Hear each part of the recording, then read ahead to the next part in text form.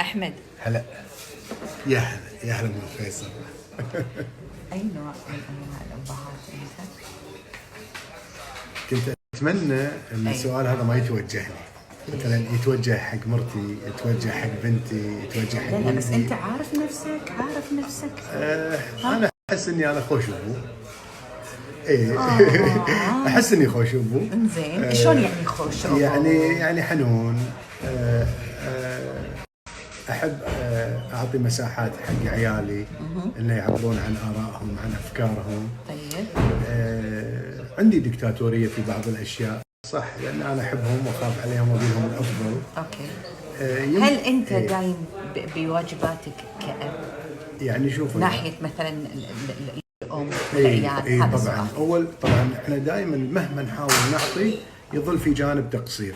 هذا التقصير منه يكمله القطب الثاني من العائله اللي هي الأم. ويكون ساعات تقصير بدون قصد. مو قصد، بحكم العمل، بحكم السفر، بحكم هذا، ولكن الجزء الثاني اللي هي الزوجه تبتدي تكمل هذا الفراغ، تبتدي تكمل. وفي يوم من الايام تنعكس الايه، هي تنشغل، يصير عندها لا سمح الله ولا يقول ظرف، يصير شيء، يبتدي الاب يعوض هذا الفراغ.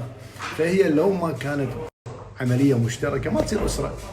هي لازم كذي. بس هل احنا كلنا خوش ابهات 100%؟ لا، اكيد عندنا بعض العيوب، عندنا مزايا، بس هي ميزان. نتمنى ان الشيء الزين يكون ميزانه اكثر من الشيء الشين. هذا هو. شكرا.